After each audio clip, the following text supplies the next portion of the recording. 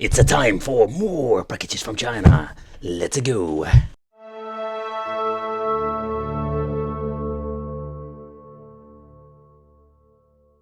Here on the channel we have reviewed all kinds of plug and play solutions.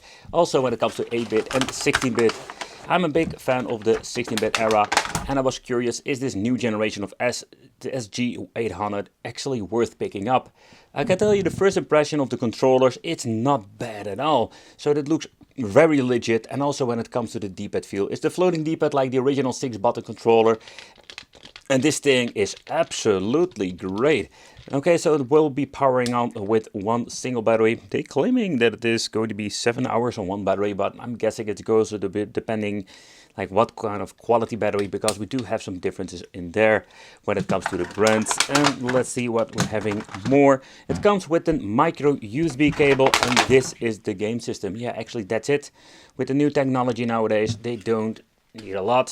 You need to remove the cap. The HDMI plug will be the one that you're going to be using, because we're just going to be plugging this thing in. Then we're going to be using the micro USB. It's going to be plugged into the side over there. And we're going to be sticking this thing. You can use it in a monitor or television. So it takes consideration if you're having this. You can also use just normal 5V for powering this on, and that's the only thing. You need to also double check your SD card, maybe my backup disk, because these 4 GB very tiny SD cards can get corrupted. They're not using any brands whatsoever, and with the price point you're now paying, yeah, it's really a major problem. The previous one did die off, so that's the reason I also picked up another one. The unfortunate part is if you want to plug in the USB cable and the HDMI, this is not going to be fitting, so we're going to need an extension cable that was not included in the device itself. Oh man, whew, I need to dust this thing. So this is actually how the configuration will be. This is the 5V adapter for giving this some power, and we're just going to be plugging in with the, let's say, extension cord. These things are a couple of, let's say, euros. I would say it's always easy and very easy just having your collection. So just pick it up for a couple of euros from AliExpress, because it always comes in handy, as you can see over here. What is interesting with the controllers, we do have the option to choose for player 1 and player 2 underneath over here. So let's set this down to player 1. Let's set this one to player 2. Yep.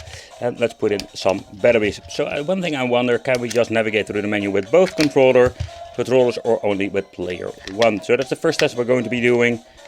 Okay, so that seems to be working, but this one doesn't do anything. But we do have the indication over here that it's actually like powered on. So let's just play some games. The only biggest downside to this is if your controllers are getting broken whatsoever, yeah, you will have a problem, because there is no of like adding another controller. So I'm very glad that these tires are very good overall quality.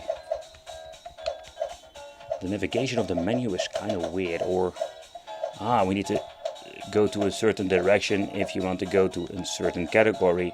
So you don't need to press left or right or whatsoever. That's interesting. But let's look into the main menu, having sports, shooting, fighting, FC games, and puzzle, and the adventure. Oh man, I need to get used to the controls. Okay, so let's press the start and let's see what we're having with sport games. Action 52, all kinds of weird stuff. The menu does work quite fast. And we can just actually scroll through the list itself. Mega games 1 and 6, sometimes it doesn't make any sense. On the sports we're also having the racing games. And we do have like all kinds of different stuff going on over here. Road Rash 1, 2 and 3. Test Drive. And Tiny Toon Adventure. Oh, but it's the All-Stars of football game. Okay. And we can just pressing start by actually like booting up the game. Then of course having the special menu, pressing select to start in the game itself. And here we quit, quick load, quick save. We can set to scaling up or scaling down in this case, and even having different region. So software wise it's absolutely great. Let's make a quick save. Let's see how I can make quick save. Pressing start over here. We can make multiple saves and let's load from there. So absolutely amazing. So let's say we're going to be doing this. Let's save again. It will ask you if you want to override it. So that's absolutely great. And we can just quit to the main menu.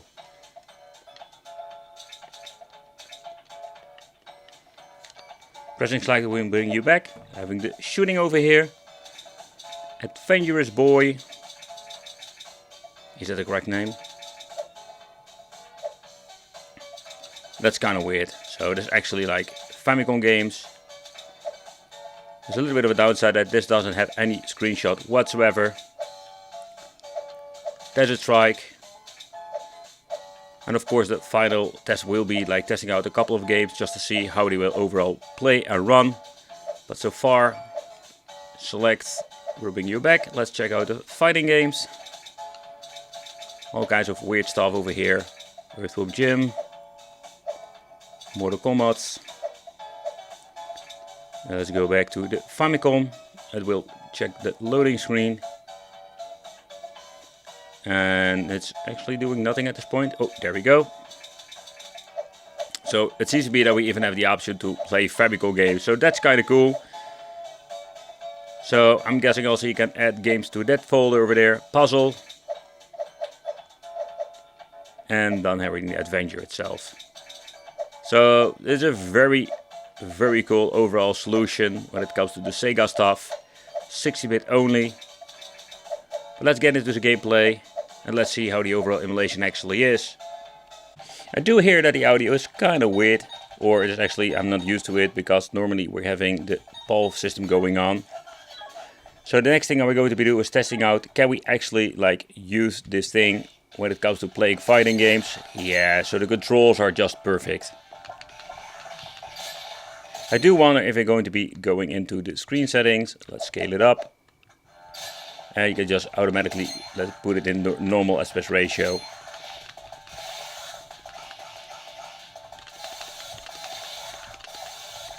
But that seems to be working just fine. And what I love about this is that you can actually very easily go back to the main menu and just choose a different game. And just do that. And loading times are like almost instant. So one of the reasons I choose Mortal Kombat 1, I can just dream this overall soundtrack. And I can tell you that so far so good, even with Turtles, we didn't have any problems whatsoever. But it's kind of cool that the 6 buttons automatically have been configured, so the middle buttons will be for the blocking situation.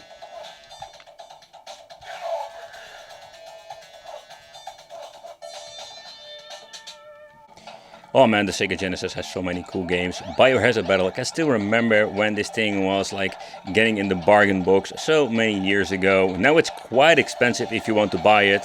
PAL at least, maybe in different regions it's going to be cheaper. But it's absolutely a very cool shmup. And also for this kind of games, the D-pad is absolutely responding. I don't notice any input lag when it comes to, let's say, this overall, let's say, gameplay experience on this device. It's just great. So in the end we can keep testing all kinds of games, but so far I have seen everything works perfectly. Of course I'm pressing the freaking annoying button again.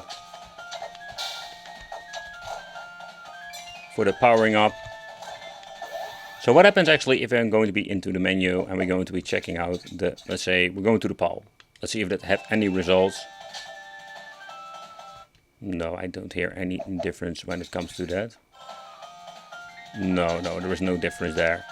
So I'm guessing this has something to do if you're going to be adding yourself some PAL system or different regions. You can switch between that or putting it on auto.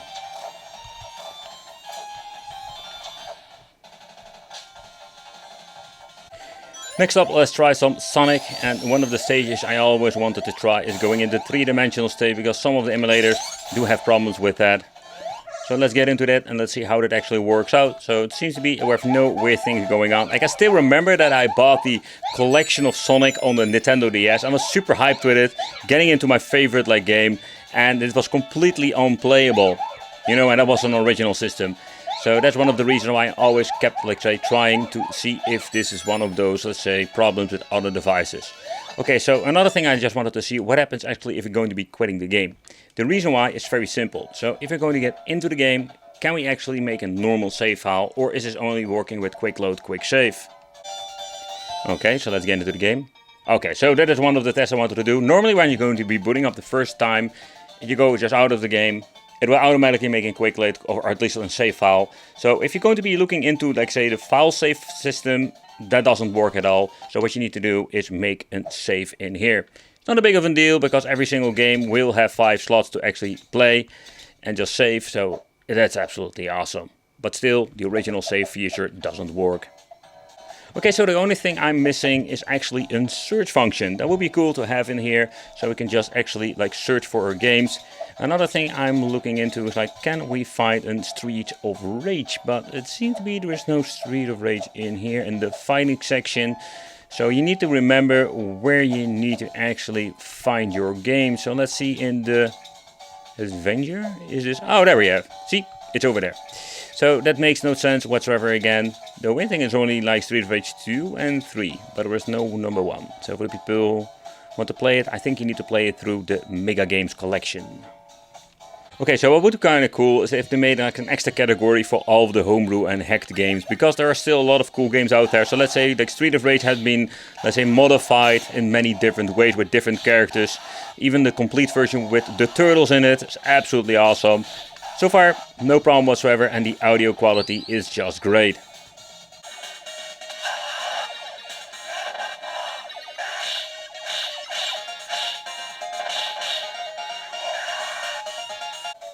That brings us to the Famicom games. To be honest, I think it's kind of cool, but it's not really necessary because this is more like a plug-and-play Sega Genesis stick situation.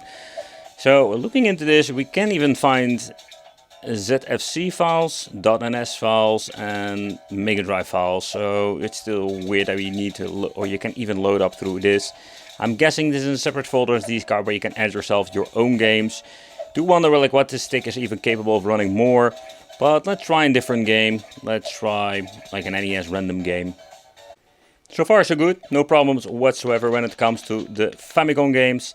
Yep, this kind of cool that they added it to it, but again, it's not really going to be really necessary. You can go into the quick load quick menu, full screen. Let's go to the widescreen shenanigans. That seems to be working just fine, but I did notice in the past with some of these plug-and-play devices that we couldn't switch. We needed to reboot because everything was going crazy when switching between the overall resolutions. But if you're going to be adding games to this, you can just always use the feature for making a quick load and quick save.